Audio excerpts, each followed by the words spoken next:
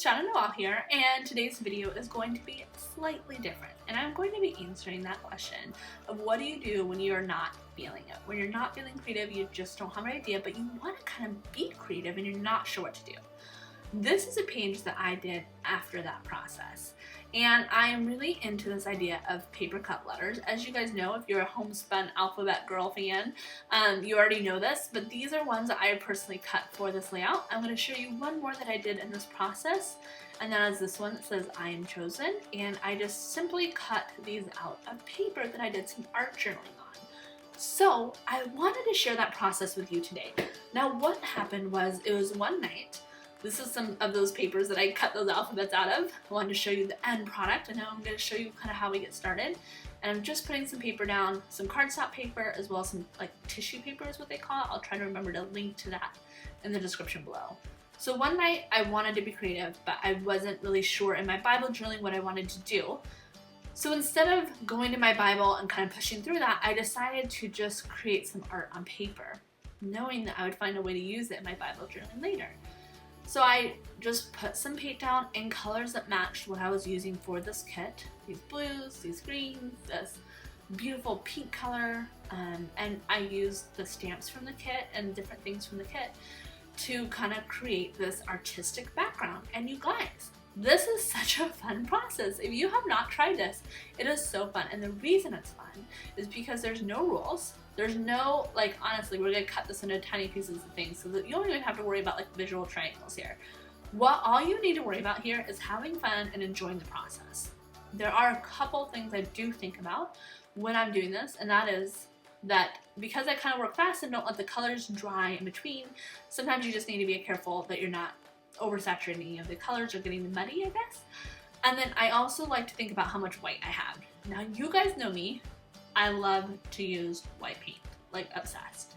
But in this process, you kind of don't want a lot of white paint because you're going to be cutting these letters out, and the paint or the color or the texture or the pattern is what's going to give structure to those letters. Instead of just a white piece of paper sitting on a pretty much white page, that might be a little boring and it might be hard to read.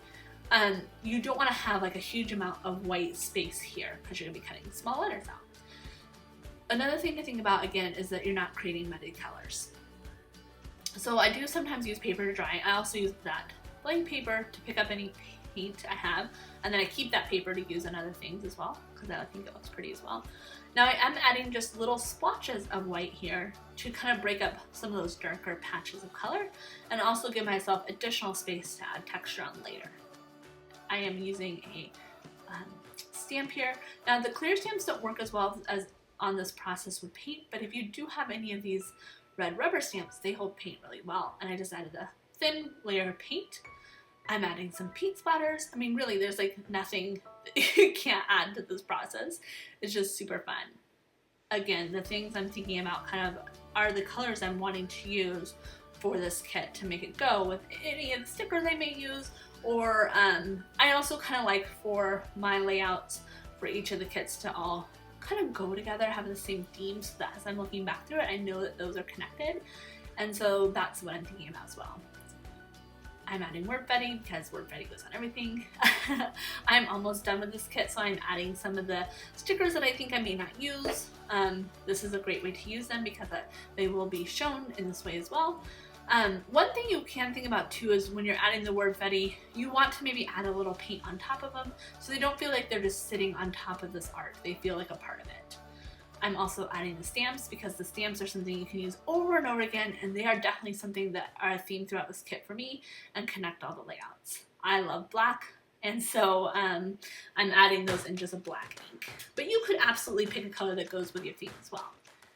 One of the last layers I decided to add is the washi tape, and washi tape is awesome because you get this huge roll in your kit, which we love giving you guys so much washi, but we totally understand you're not going to use the whole roll in 14 days through the kit. So adding it on envelopes or lunch notes or in your mixed media backgrounds is a perfect way to use those as well. And it's also really thin, so it works really well for this technique. I'm also using that butterfly washi that you've seen me use throughout the kit, and then I pull out some black and white washi because I love using black and white washi on these techniques because the white kind of melts into the background and the black just gives it this pop of color. So I used it as well with my Soul Illustrated Faith washi as well as the crisscross washi, which is my favorite. I love it. So I haven't actually done this technique on this thinner tissue paper like paper yet, which is why I did it on the cardstock as well as this to kind of see the difference. I do like the idea of using a thinner paper because in your Bible you obviously want to keep how thick it is in mind, of course. And so by using this thinner paper, it helps me to do that. I'm also curious if it will kind of melt into the page a little bit like white washi tape does and that sort of thing. So I was just experimenting. At the end, I did add some Neo colors. I just kind of scribbled marks across the page again, just adding those colors across the mixed media background. One thing to think about, which I didn't think about beforehand, is that one of the ways I like to apply these letters is with like a collage medium glue, which I like to put underneath and on top of it. But since it's wet, it can smear the Neo colors. So if you don't like that look, it may be something you want to consider as well. Again, none of these steps are needed, they're just super fun to do.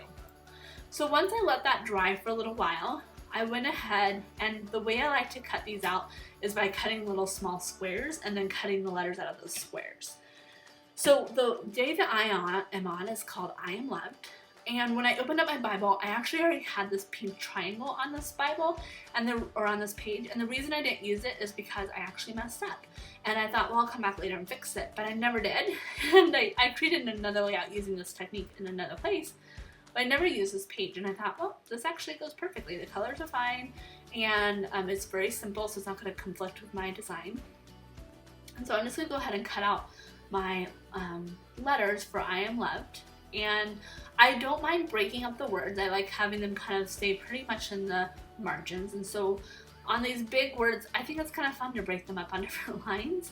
And so I'm just taking it one letter at a time and kind of cutting these down to the letters. And I don't create a template or anything.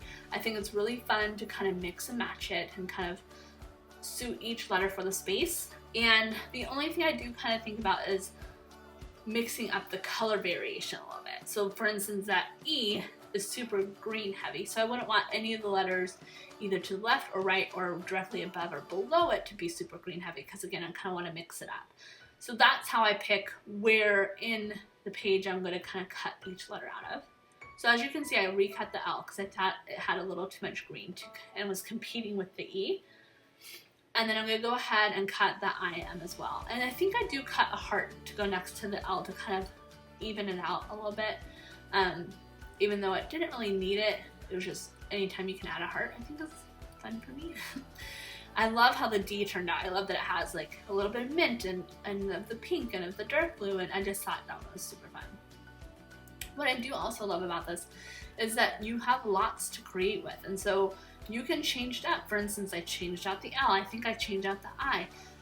There's no limit of possibilities. You can just have fun, experiment. Again, I've talked a lot lately about this creative process and what it looks like for me. So for me, I came in and wanted a Bible journal, but I wasn't really having a vision or having like a certain way, a direction or something that was inspiring me beyond what he was teaching me. It wasn't anything that I could use visually. And so instead of just saying, well, I'm not going to Bible journal today, I'm not going to be creative today, I instead went to something that was different than Bible journaling and kind of allowed me some creative freedom. And I did some creative play. And I really encourage you guys to have that creative play and not allow everything to be like, this has to be perfection, this has to be, you know, Instagram worthy or whatever it may be. Allow yourself to have creative play. And even if I created these two mixed media backgrounds and never did anything with them, it was super fun.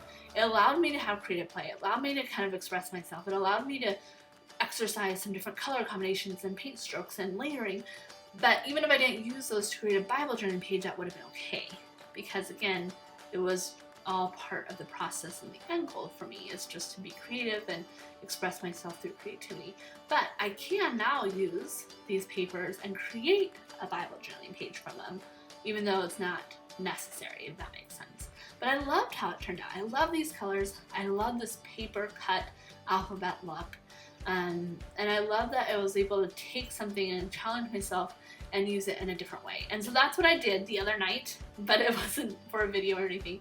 But then I wanted to share that process with you guys today, which is why I showed you from beginning to end kind of what that process looks like for me. And now I'm just taking some collage medium and adding that to the bottom. You can use glue or even tape runner, whatever kind of works for you. But now I have these 4 pieces of paper, 2 from today, 2 from last time, that I can at any point cut letters from or designs from or even like cross shapes from to use in any of my entries. And you have these backgrounds, and I just love that. But I'm kind of, you're gonna see a lot of this from me, I think, because it's so fun. And it's just freeing, and I don't know. I think you guys should try it and let me know what you think. Also, I put the V upside down. Totally. Completely. I don't know why, I think sometimes when we're making things with letters and we see the big picture and we're not like zeroed in. I went back later and fixed that, so now it's correct, but I guess I thought it was an A for a minute. But I love this process. It's super simple, and then you can do some journaling underneath, add your date stamp, add a tab, and call it a day. I did end up cutting a tab from the mixed media paper, which is super fun too. Even if you only cut tabs from it. How fun is that? So let me know what you guys think. Is this something you're gonna try? Have you ever felt like I want a Bible journal, but I'm not sure where to start? I'm not really inspired artistically right now. Do you allow yourself time to have creative play? Like, what does this look like for you? Leave it in the comments. Let me know. I'd love to have this conversation about creative exercises that you guys are working on. I'm gonna go ahead and link to the I Am Kit, as well as some other products that I love to use in this process in the description below. If you're not already subscribed, I would love to have you as a subscriber. And if you are, thank you so much for joining us. Give us a like, share with your friends, and let us know. All right, thank you again. Talk to you soon. Bye.